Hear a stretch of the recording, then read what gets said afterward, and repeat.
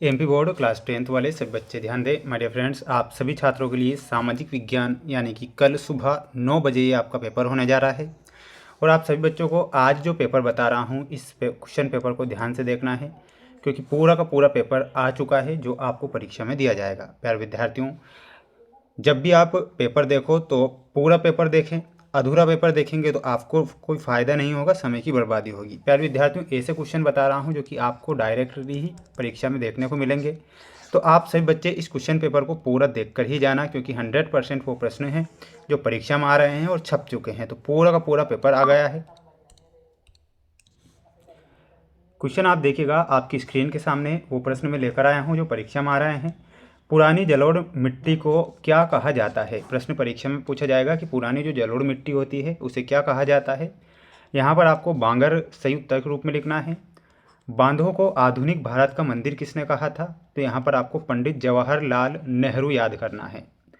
दो या दो से अधिक देशों के व्यापार को क्या कहते हैं? उसे अंतर्राष्ट्रीय व्यापार बोला जाता है। तो अंतर्राष्ट्रीय व्यापार आप क्या करेंगे? याद सभी बच्चे करेंगे। प्यारे विद्यार्थियों, आप सभी बच्चे चैनल को सब्सक्राइब जरूर करके रखें। आपके लिए जो प्रयास और मेहनत हम कर रहे हैं बिल्कुल दिल से लगन से कर रहे हैं। तो आप सभी बच्चे क्या करें? चैनल को सब्सक्राइब जरूर करें।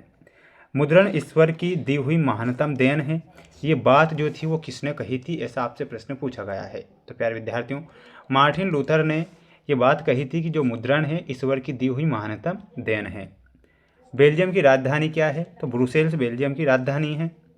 सकल घरेलू उत्पाद का मापन कौन करता है? तो प्यारे विद्यार्थियों, इसका जो मापन करता है वह कौन करता है? तो इसमें आपको ध्यान रखना है सभी विद्यार्थियों को, और वो करती है केंद्रीय सरकार। कौन करती है? केंद्रीय सरकार जो होगा हमारा सही और सटीक आंसर हो जाएगा।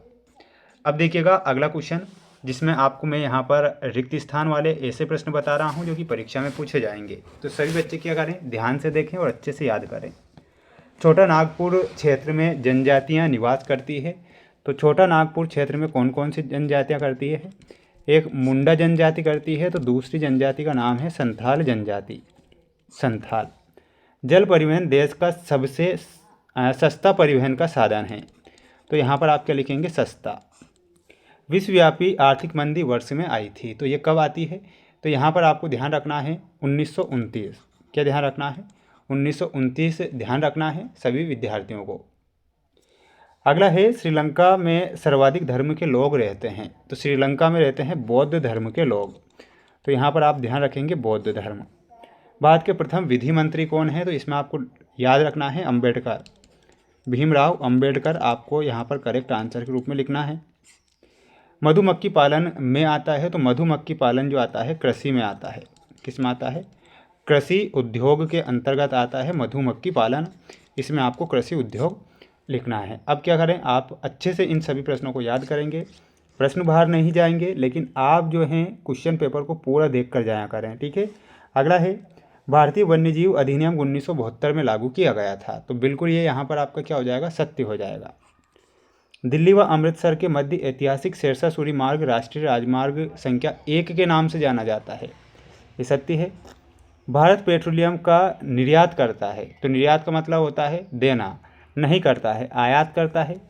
गीत गोविंद के रचयिता जयदेव हैं। भारतीय संविधान समानता पर आधारित है। लोकतंत्र का सबसे अच्छा गुण नागरिकों की गरिमा में वृद्धि करना है। तो ये आपके सत्य असत्य वाले क्वेश्चन यहाँ कंप्लीट हो चुके हैं। अब देखिएगा, ये जोड़ी है जो आपको परीक्षा में दी जाएगी, साथ ही माय डियर फ्रेंड्स ये जोड़ी पूछी भी जाएगी। तो क्वेश्चन जो है आप अच्छे से याद करें। रबर। रबर उत्पादक राज्य कौन सा है? केरल है। केरल से आपको मिलाना है। ऑयल इंडिया लिमिटेड में आपका हो जाएगा संयुक्त उद्योग। क्या हो जाएगा? तो संयुक्त उद्योग जो होगा ये हमारा सही आंसर होगा, ऑप्शन नंबर बी। कृत्रिम पत्तन में चेन्नई से मिलाना है। क्रिस्टोफर कोलंबस ने अमेरिका की खोज की थी, option number D. Spinning jenny में आपका सही उत्तर हो जाएगा ऊन कटाई मशीन। गोस्वामी तुलसीदास में आपको मिलाना है रामचरितमानस। तो ये आपकी जोड़ी यहाँ पर कंप्लीट हो चुकी है। अब आप क्या करें? इन्हें अच्छे से याद कर लें ताकि आपको परीक्षा में अच्छे नंबर मिले और अच्छे नंबर से आप पास हों। और ये क्वेश्चन देख लीजिए, साइमन कमीशन क्या है? तो भारत में संवैधानिक सुधारों के लिए गठित एक आयोग है। क्या है? तो यहाँ पर लिखना है आयोग। आयोग लिख सकते हैं या फिर काला कानून भी लिख सकते हैं। भूमध्य सागर के पूर्व में स्थित देशों को क्या कहते हैं?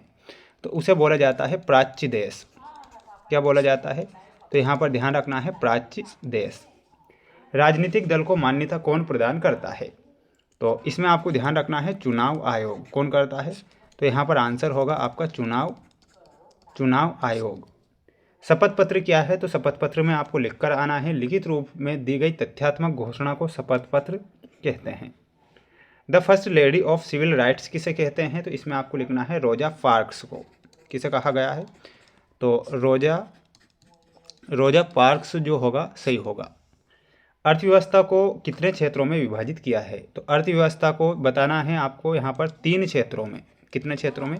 प्राथमिक, द्वितीयक और तृतीयक, यानी कि 3 क्षेत्रों में अर्थव्यवस्था को विभाजित किया गया है। ये आप सभी बच्चे क्या करेंगे? याद आप करेंगे। इसके बाद देखिएगा माय डियर फ्रेंड्स, मेरे द्वारा जो प्रश्न पत्र आप समस्त विद्यार्थियों को बताया जा रहा है, ये ऐसे क्वेश्चन है जो परीक्षाओं में बनते हैं। मोस्ट इंपॉर्टेंट क्वेश्चन है, आप देख लीजिए, इनका स्क्रीनशॉट ले लो, है ना। आपने फेयर कॉपी बनाई होगी तो उनमें से आप याद करके जाना है, ठीक है। ये और सभी बच्चों को चैनल को सब्सक्राइब जरूर कर लेना है, क्योंकि मेरे द्वारा मोस्ट इम्पोर्टेंट जो पेपर बता रहा हूँ ना, पेपर वहीं से बन रहे हैं, तो आप जानते हैं। तो आप सभी जो बच्चे हैं अच्छे से मेहनत करके जाएं, सभी विद्यार्थी, और किसी प्रकार से रियल या वायरल के चक्कर में आप ना रहें, है ना। ये 23 क्वेश्चन थे जो कि मेरे द्वारा यहाँ पर बताए गए हैं। सभी बच्चों को चैनल को सब्सक्राइब जरूर करके रखना है, सभी छात्रों को, ठीक है। अगला सेट पेपर भी हो सकता है आ जाए, जो कि कुछ क्वेश्चन बच रहे हैं मोस्ट वाले, तो वो भी बता दूंगा।